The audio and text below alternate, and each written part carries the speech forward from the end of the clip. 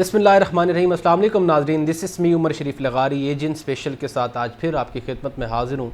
नाज़रीन, आज के प्रोग्राम इंतहाई इंटरेस्टिंग और मुफीद होने वाला है, ख़ास तौर पे आज पाकिस्तान के उन नौजवानों के लिए, क्योंकि एक जो रिसेंट मैं अगर आपको रिसर्च बताऊँ तो मुझे जब कभी किसी इमिग्रेशन लॉयर से बात हुई है, क्योंकि आज के प्रोग्राम भी हमारा ख़ुसूसन जो है इसी हवाले से है कि क्यों पाकिस्तान में नौजवान और हर जो शोबेजात से ताल्लुक़ रखने वाले लोग, चाहे वो जो बेरोज़गारी में है या जिसके पास पैसा भी आ जाता है, वो हर कोई पाकिस्तान छोड़ जाने को तैयार है और वो चाहता है कि पाकिस्तान छोड़कर हम एक यूरोपियन स्टाइल की ज़िंदगी गुजारें, हम यूके चले जाएँ, हम यूएसए चले जाएँ।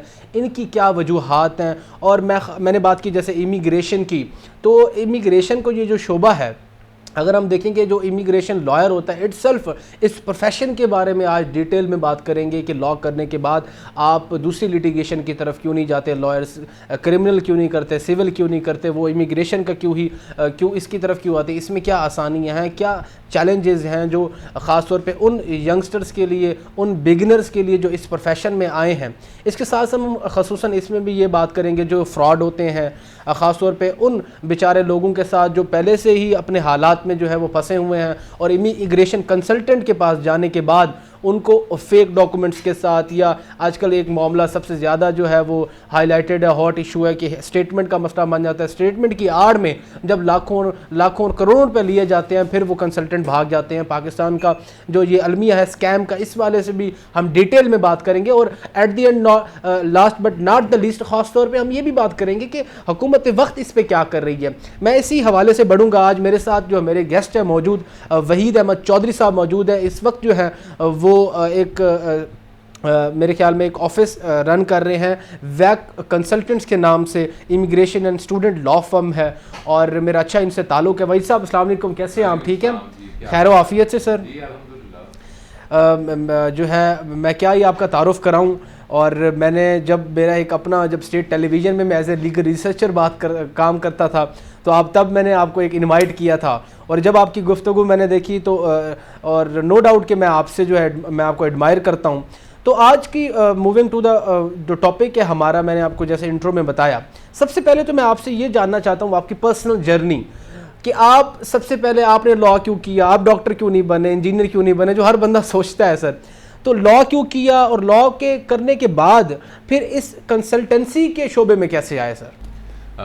थैंक यू वेरी मच लगारी साहब, आपने मुझे याद भी रखा और गाहे बगाहे हमारा राब्ता भी रहता है। बिल्कुल। और thank you very much for inviting. You are welcome sir. In your show. माशाल्लाह शो आपका बड़ा फेमस हो गया और काफ़ी लोगों ने मुझे आके फीडबैक भी दे रहे हैं कि माशाल्लाह बड़ी अच्छी इन्फॉर्मेटिव, और मैं ख़ुद भी फॉलो करता हूँ आपके चैनल को भी। थैंक यू सो और मच। बड़ा अच्छा इन्फॉर्मेशन, ये भी एक सदका जारी है जो आप कर रहे हैं, किसी तक सही बात पहुँचाना।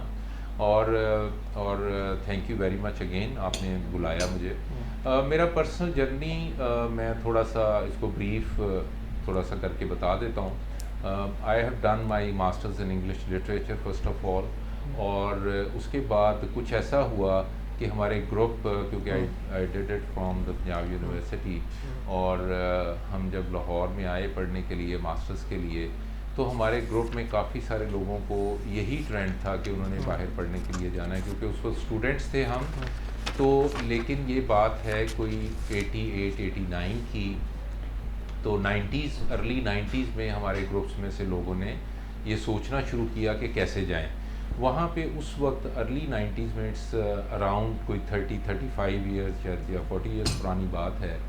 तो उस वक्त कोई इतनी आसानी से एडवाइजेज़ अवेलेबल नहीं होती थी, ड्यू टू 2-3 रीज़न्स के। ज़ाहिर मीडिया कोई नहीं था, इंटरनेट का कोई कॉन्सेप्ट नहीं था, मोबाइल्स इस तरह नहीं होते थे, और इन्फॉर्मेशन भी ऐसा नहीं होती थी। मतलब वहाँ पे हम प्रॉस्पेक्टस मंगवाते थे, ईमेल नहीं, वैसे ख़त भी लिखने, और उनको एक भिजवाना हमें एक प्रॉस्पेक्टस, या कभी कोई यूनिवर्सिटी आ जाती थी, या हम कोई किसी दोस्त का कोई अंकल जा रहा है तो उसको कहना, सर आप फलां यूनिवर्सिटी में जाएंगे तो प्रॉस्पेक्टस लेते आइएगा। तो मतलब इस हद तक इंफॉर्मेशन बड़ी मुश्किल होती थी, और कोई कंसल्टेंट नहीं, इतने ख़ास कोई मौजूद नहीं थे। और actually the land of this opportunity was really barren and virgin. और हमें जाना था हमारे दोस्तों को, मैं उस वक्त को ख़ास वैसे इंटरेस्टेड नहीं था जाने के लिए, मेरे यहीं पे गोल्स थे करने के काम। तो जब उन्होंने जाना तो उनको काफ़ी मुश्किलात पेश आई। तो I was by sheer stroke of luck कि मेरा दिमाग इसमें चलता था, और मैंने उनको सारा शुरू से, मेरी ड्राफ्टिंग बहुत अच्छी थी, मैं लिख अच्छा लेता था, आई वॉज़ ऐसे राइटर और स्टफ़ लाइक दैट, और चीज़ों को मैं जल्दी ग्रैस्प पर समझ लेता था। तो जब उन्हें दोस्तों ने जाना तो उनको मैंने हेल्प आउट किया। तो उसके बाद मुझे रियलाइज़ हुआ कि इसका बड़ा फुकदान है। उस वक्त मैंने लॉ भी नहीं किया हुआ था जी। तो फिर मैं इसी प्रैक्टिस में आ गया और मैंने इसी को प्रोफेशन बनाना शुरू कर दिया इन अर्ली 2000, जो कोई 2004-5 में। फिर मैंने उसके बाद कोई 5-6 साल 7 साल प्रैक्टिस की। देन आई रियलाइज मेरा इंटरेस्ट डेवलप होना शुरू हुआ इस लॉ में, इमिग्रेशन लॉ में। तो मैंने इसमें फिर पहले लॉ किया, उसके बाद फिर मैंने कुछ डिप्लोमास किए जो कि इमिग्रेशन एंड नेशनलिटी लॉ के थे यूके से। उसके बाद फिर मैंने एलएलबी की, एलएलबी के बाद मैंने एलएलएम किया, फिर यूके से मैंने फर्दर पीजीडीज की इस हवाले से। तो मेरा इंटरेस्ट इसमें बढ़ता ही चला गया। और मैंने जो अपना थीसिस लिखा वो भी comparative analysis of immigration and nationality law पे था, जो कि बड़ा अप्रिशिएट हुआ, पब्लिश भी हुआ बहुत सी जगहों पे, और मुझे बड़ी अप्रिसिएशन उस हवाले से मिली मेरे यूके के साथ की तरफ से। तो इस तरह मेरा एक ये आहिस्ता आहिस्ता प्रोफेशन बनता चला गया, और मैंने इसको एज ए प्रोफेशन अडॉप्ट किया प्रोफेशनली। और मैं ये समझता हूँ कि ये किसी तरह भी सिविल लिटिगेशन या क्रिमिनल लिटिगेशन या कॉर्पोरेट लिटिगेशन या कॉर्पोरेट लॉ किसी तरह उससे कम नहीं है। आप भी क्योंकि खुद भी लॉयर हैं, आप जानते हैं कि इमिग्रेशन का एक पूरा सब्जेक्ट है जो हम पढ़ते हैं जी।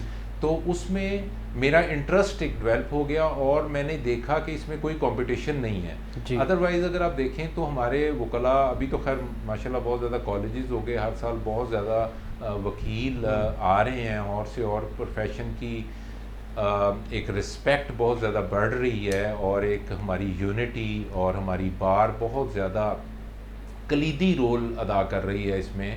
और हमारा इमेज, यानी ये कहना कि मैं एक वकील हूँ, एक ऑनर की बात हो गई है, और मुआशरे में इसकी एक रिस्पेक्ट हो गई है। तो अल्हम्दुलिल्लाह मैं अपने आप को एक कामयाब इंसान समझता हूँ। मैंने जो भी प्रोफेशनली अर्न किया इसी से किया, और मैंने इसको एज ए प्रोफेशन अडॉप्ट किया। I would say I may be the first person who have adopted as a profession जी। एज अ लॉयर मैंने इसको एज ए प्रोफेशन अडॉप्ट किया, और इसी में मैंने प्रैक्टिस किया। इसलिए मेरा एपिलेट वर्क काफ़ी है जी। यूके में भी जुडिशल रिव्यूज़ में सब कुछ मेरी काफ़ी इसमें महारत है अल्हम्दुलिल्लाह, और काफ़ी मेरी सक्सेस स्टोरीज हैं इस हवाले से। तो इस तरह this is how I came into the profession by sheer stroke of luck, या सर्कमस्टांशियल था मेरा इसमें आना। अच्छा, इसमें सर एक चीज़ ये बताइएगा, जैसे आपने बताया 6-7 साल प्रैक्टिस किया, फिर आप इस इमिग्रेशन के शोबे में आए, इसमें आप क्या समझते हैं कि एक मैं ख़ास तौर पे बात करूँगा अर्निंग की, और दूसरा बात ये कि जो एक फ्रेश ग्रेजुएट है लॉ की डिग्री का, क्या उसको डायरेक्ट इस शोबे में आना चाहिए, या उसको कोर्ट कचहरी पहले जो जेनेरिक सी एक लिटिगेशन होती है फैमिली लॉ की अगर बात करें, या हम क्रिमिनल लॉ की बात करें, तो वो हिस्सा भी देखना चाहिए, वहाँ का एक्सपीरियंस लेना चाहिए, या वेस्टेज ऑफ टाइम है वो डायरेक्ट ही इधर आ जाए अगर उसको आना ही है आखिर में? ये पर्सन टू पर्सन वेरी करता है। मेरे काफ़ी सारे एसोसिएट्स हैं जो कि अभी भी यही काम कर रहे हैं जो मैं कर रहा हूँ मेरे साथ। वो उन्होंने इंटर्नशिप्स की, साल 2 साल मेरे साथ रहे, अब वो अपना काम कर रहे हैं, कुछ इस्लामाबाद में, कुछ लाहौर में, बाकी सिटीज़ में भी कर रहे हैं। आई एम रियली हैप्पी कि I am breeding this sector, और I love my profession. Directly आ सकते हैं, बिल्कुल कोई मसला नहीं है। इसी तरह आपको इंटर्नशिप्स करनी है। आप भी समझते हैं कि कानून को पढ़ना और बात है, उसको प्रैक्टिस करना और चीज़ है, इसलिए इसको प्रैक्टिस कहते हैं। And practice makes a man perfect. बिल्कुल आप आ सकते हैं, लेकिन कोर्ट कचहरी का एक आपको पता है अपना एक करिश्मा होता है। बिल्कुल मैं भी जाता हूँ, और सिर्फ अपने टेस्ट को बहाल रखने के लिए और अपनी बार के अंदर इन्वॉल्व रहने के लिए, तो वो तो एक आप अपने टेस्ट लेना चाहिए, और प्रोसीजर को समझने के लिए, और अपनी उसमें एक बरादरी जो है हमारी फ्रेटर्निटी है उसके अंदर इन्वॉल्व रहने के लिए ज़रूर जाना चाहिए। लेकिन प्राइमरीली आपको ये दौर है स्पेशलाइजेशन का।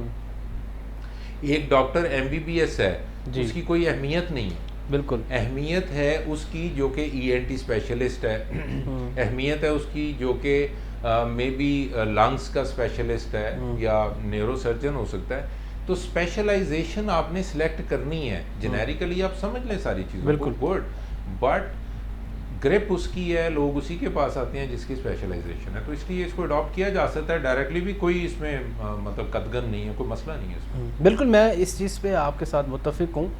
मैं ख़ुद भी एज ए यंग लॉयर और जो भी मेरे दोस्त अहबाब हैं और अपने सीनियर से हमेशा यही सीखा है कि मेरे ख्याल में ये बात बिल्कुल ठीक है कि अगर आपने किसी शोबे में अपना नाम बनाना है, अपने आप को हाईलाइट करना है, तो आप एक्सपर्टीज़ की तरफ जाएं और एक चीज़ पे ग्रिप डालें, ना कि हर तरफ जाना चाहिए। Jack of all trades, master of none वाली बात ना हो जाए। बिल्कुल। अच्छा सर, मैं अब वही साहब मैं अब आना चाहूँगा, ख़ास तौर पे ये मुझे एक चीज़ बता दें कि एक आम शहरी है, जब अब किसी ने, अब वो तो हम बाद में आते हैं प्रोग्राम के दूसरे चंक में कि वो जो मसले मसाइल हैं, जो फ्रॉड हो रहा है इस वक्त, लेकिन मुझे एक चीज़ बताएं कि अगर एक आम शहरी है, अगर उसने किसी अच्छे कंसल्टेंट तक पहुंचना है, कोई गांव देहात से एक बंदा आता है, लाहौर में आता है, तो इसका क्या क्राइटेरिया है, किस तरीके से स्क्रूटनाइजेशन होनी चाहिए कि एक अच्छा कंसल्टेंट है मेरे फ्रॉड नहीं करेगा?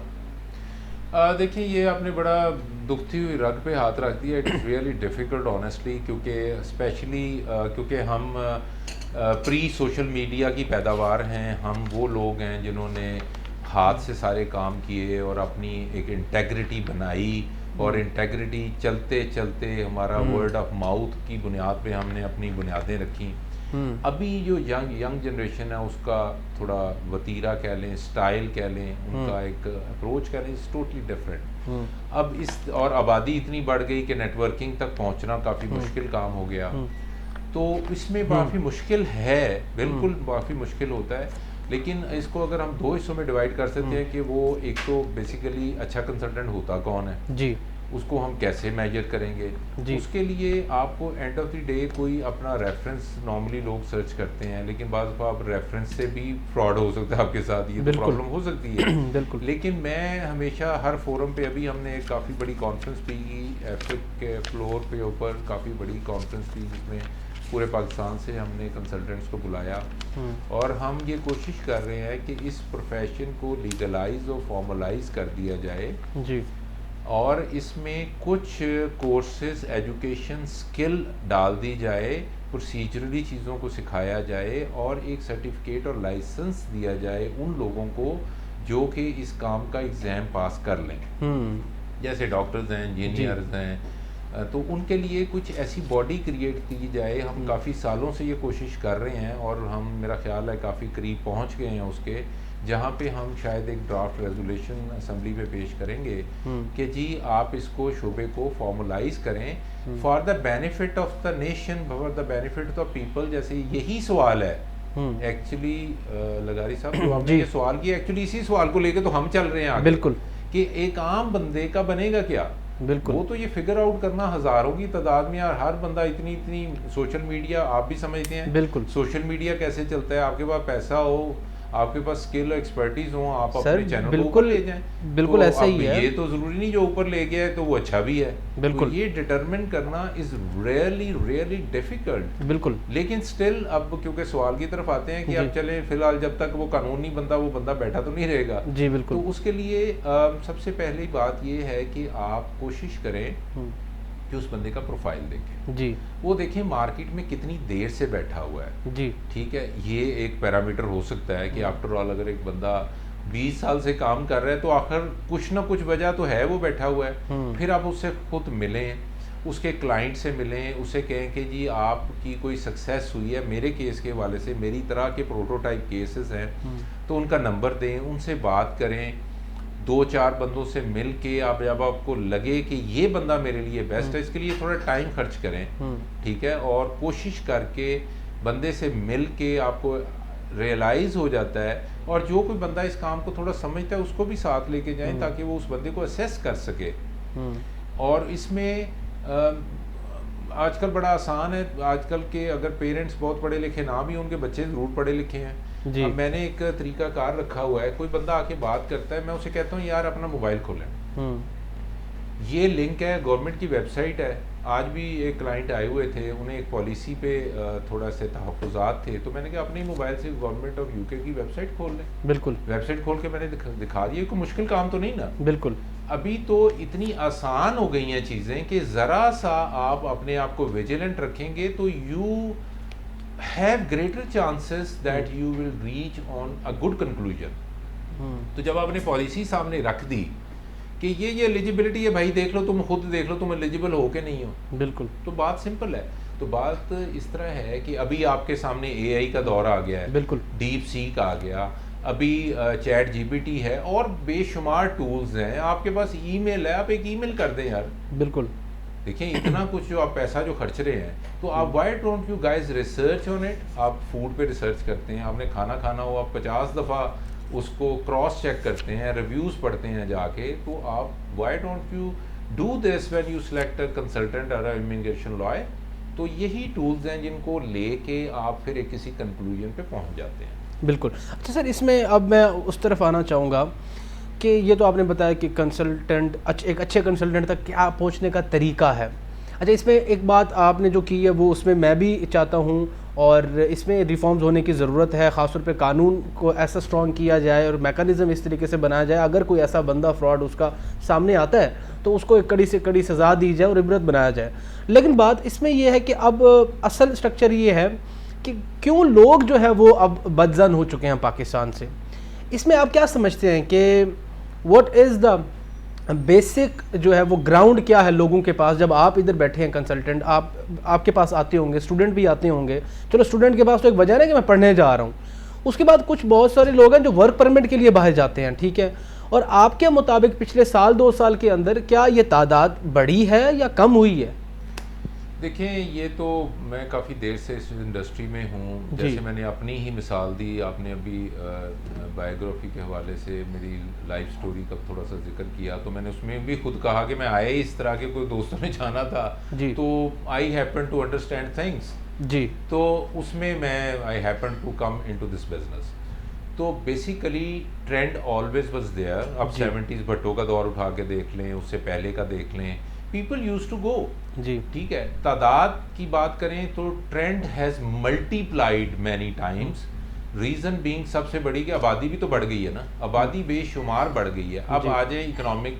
अब मैं माइग्रेशन को, अगर आप इसको थोड़ा और समझने के लिए 2-3 हिस्सों में डिवाइड कर लें। एक वो यंगस्टर हैं जो स्टूडेंट्स हैं जी, एक मिड कैडर प्रोफेशनल्स हैं जी, एक बिजनेसमैन है, एक अपर क्लास है जी। अब ये 4-5 सेगमेंट्स ऑफ सोसाइटीज़ हैं, और बात यह है कि फॉर्चुनेटली और अनफॉर्चुनेटली हर सेक्टर ही जाना चाह रहा है। अच्छा, हर सेक्टर के जाने की वजूहात डिफरेंट हैं। फॉर एग्जांपल स्टूडेंट है, अब यहाँ पे भी तालीम इतनी महंगी हो गई है। अब आप एक MBBS को ही ले लें जी, MBBS में 25 से 30 लाख सालाना सिर्फ ट्यूशन फीस है जी, जो प्राइवेट सेक्टर में। गवर्नमेंट सेक्टर में तो चंद लोग ही हैं ना जो कि 96% लेंगे तो ही जाएंगे ना, तो बाकी कहाँ जाएंगे अगर वो डॉक्टर बनना चाह रहे हैं जी। अब पाकिस्तान में जितने वो पैसे पे कर रहे हैं उससे कहीं अच्छी यूनिवर्सिटी कम पैसों में आप जाके पढ़ के बाहर से अपनी MBBS की डिग्री लेके आ जाते हैं जी। अब ये एक बड़ी जेन्युइन सी रीज़न है जी। बात ये है कि फॉर एग्जांपल अब चाइना की मिसाल ले लें, आप सेंट्रल एशिया की मिसाल ले लें, और बहुत से ममालिक हैं, टर्की की मिसाल ले लें। हम वहाँ से बेहतर डिग्री करके बड़ी यूनिवर्सिटी में करके वापस आके NLE देना है, वो सारे ही दे रहे हैं, वो भी दे लें, USMLE दे दें, प्लैब दे दें। इस तरह आप सारे एग्जाम देके पूरी दुनिया ओपन होगी आपके लिए। तो आप जब ROI निकालेंगे तो वो कहेगा भाई मैंने पढ़ना है ना, तो मेरा एक्सपोजर भी हो गया। एक बच्चा जो इधर ही पढ़ेगा उसका एक्सपोजर क्या होगा, तो वो एक जेन्युइन रीज़न है जाने की। अब दूसरी तरफ आ जाएं, ये तो चले प्रोफेशनल डिग्री की बात होगी। एक जनरल स्टूडेंट है, बिजनेस में मास्टर्स करना चाहता है। अगर आप हमारे यहाँ हाईएस्ट इदारे हैं जो लाम्स है या बाकी हैं, उनकी फीसेस भी कम नहीं है। आपको 18-20 लाख रुपया सालाना फीस है उनकी, और बाकी खर्चे अखराजात भी हैं। तो इतने में आप डिग्री और अच्छी करके आ सकते हैं जी, ये भी एक वजह है। और अगर आना ना भी चाहें तो अपॉर्चुनिटीज़ आर ऑलवेज देयर कि you can go and settle over there, ये भी एक ऑप्शन है। आपकी नेटवर्किंग इंटरनेशनल हो गई, तो रीज़न तो मौजूद हो गई कि आपका पैसा भी लग रहा है। अब बेसिकली अब आ जाएं अगर प्रोफेशनल्स पे। अब अगर उस बच्चे ने काम करने के बाद अगर नौकरी करनी है या वो बिज़नेस करेगा या नौकरी करेगा। मैं ये देख रहा हूँ नौजवानों में आजकल बिज़नेस का ट्रेंड तो को ख़ास नज़र नहीं आ रहा मुझे। ज़्यादातर कहते हैं पढ़ के नौकरी करनी है, जॉब्स करनी है। तो जो जॉब्स करने के लिए यहाँ पे जॉब्स करेंगे कहाँ पे? इंडस्ट्री नहीं है, ट्रेड नहीं है, इंपोर्ट नहीं, एक्सपोर्ट नहीं, कुछ भी नहीं है। तो जब आपकी इकोनॉमी का हाल ये है तो बच्चा क्या करेगा? आबादी है जो बढ़ती चली जा रही है, और आबादी अब वो 80s वाली आबादी है नहीं, 70s वाली आबादी है नहीं। ये तमाम नौजवान जो कि 60 से 70% का हमारे यहाँ नौजवान है, 35 ईयर से कम का बच्चा है, वो बेसिकली पढ़ा लिखा नौजवान है। प्रॉब्लम ये है, आपने उसको तालीम भी दे दी, ठीक है, आपने उसको स्किल भी दे दी, और टूल उसके पास पूरे हैं, करने के लिए कुछ नहीं है। अब एक छोटी सी मिसाल आपके प्रोग्राम के तवज्जुह के हवाले से, अगर लिटरेचर जो पढ़ते हैं उनको पता है जी कि उसमें एक जीबी शॉ का बड़ा मशहूर प्ले है, अगर मुझे गलती नहीं लग रही तो पिग्मेलियन उसका नाम है, उसमें मूवी भी बनी माई फेयर लेडी जी।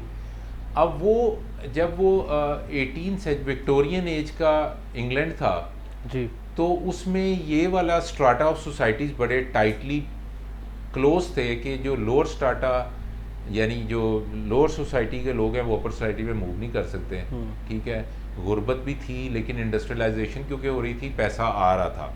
जब पैसा आ रहा था खुशहाली आ रही थी, लेकिन एक तरफ जो मजदूर का तबका था वो बिल्कुल था, जिसके दौरान में फिर वो कार्ल मार्क्स और सारा फिलोसफीज आ गई सोशलिज्म की। अब उसने जीबी शॉ ने एक प्ले रेज किया, उसने पिग्मेलियन के नाम पे बनाया कि उसने वो होता है, छोटी सी मैं शॉर्ट करके स्टोरी बता देता हूँ। वो डॉक्टर होता है इसका फोनेटिक्स का, यानी साइंस ऑफ स्पीच का। बहस उन दोस्तों की ये हो जाती है, कहता है कि ये उसका जो दोस्त है डॉक्टर का, वो कहता है it's all about the genes, अगर आप अमीर पैदा हुए हैं तो अमीर ही रहेंगे। वो कहता है नहीं, it's all about the learning, में अगर आप लर्न कर जाते हैं यू कैन मूव एनीवेयर। तो उनकी थोड़ी सी बेट लग जाती है। वो कहता है कि मैं एक जो गटर का कीड़ा है उस थर्ड रेट सोसाइटी जो कि एक स्लम्स में रहती है, मैं वहाँ से बंदे को उठा के एम्बेसडर गार्डन पार्टी में प्लेस करूँगा और कोई बंदा पहचान नहीं सकेगा कि ये उस लोएस्ट सोसाइटी से उठ के आया है। तो खैर वो एक लड़की को उठाते हैं, तो उसमें उसको वो ट्रेन करता है, उसकी एक लंबी स्टोरी है। आफ्टर दैट होता क्या है कि वो उसको ट्रेन करके एम्बेसडर गार्डी में प्लेस कर देता है, और वो सक्सेसफुली जी उसको एग्जीक्यूट कर जाती है और कोई बंदा पहचान नहीं पाता। उसके बाद उस लड़की स्टोरी वहाँ से शुरू होती है कि वो लड़की मेंटली अब वहाँ पहुँच गई है, लेकिन बिलोंग वो लोअर क्लास से करती है जी। हमारी जितनी एजुकेटेड क्लास है उसका प्रॉब्लम ये है, जो कि लोअर या लोअर मिडिल क्लास से पढ़ गया है बच्चा, सोशल मीडिया पे लाइफस्टाइल वही देख रहा है, अपने आप को किसी से कम नहीं समझता, बल्कि हो सकता है बहुत से अमीर उससे कम पढ़े लिखे हों जी। तो जब वो मुआशरे में आता है वो कहता है मैं करूँगा क्या, मेरा फ्यूचर क्या है। तो दैट गर्ल वॉज लॉस्ट, ना वो पीछे जा सकती ना आगे जा सकती। अब हमारा यूथ का अलमिया कुछ इससे मिलता जुलता सा है। तो बेसिकली हमने पढ़ा तो दिया, आगे हमने कुछ उनको एवेन्यूज दिए नहीं, इंडस्ट्रियलाइजेशन हो पाई। तो प्रॉब्लम ये आई कि वो बच्चा डिसअपॉइंट हो गया, यंगस्टर डिसअपॉइंट हो गया, उसने कहा यार यहाँ से निकलो। तो ये प्रॉब्लम आई है इस वजह से। आगे अगर आप मिडिल क्लास बिजनेसमैन का ले लें तो बेसिकली उसमें क्या है कि उनके पास आगे ग्रोथ नहीं है, इकोनॉमी स्टक पड़ी है, इंपोर्ट बंद है, एक्सपोर्ट हो नहीं रही, हमारा ज़र मुबादला, ये इकोनॉमिक कंडीशंस काफ़ी ज़्यादा है। तो ये कुछ रीजंस हैं जिसकी वजह से हमें ये प्रॉब्लम पेश आ रही है। ठीक, वैसे हम इस पर मज़ीद भी गुफ्तगू करते हैं, एक छोटी सी ब्रेक लेते हैं नाज़रीन, विल बी राइट बैक इंशाल्लाह।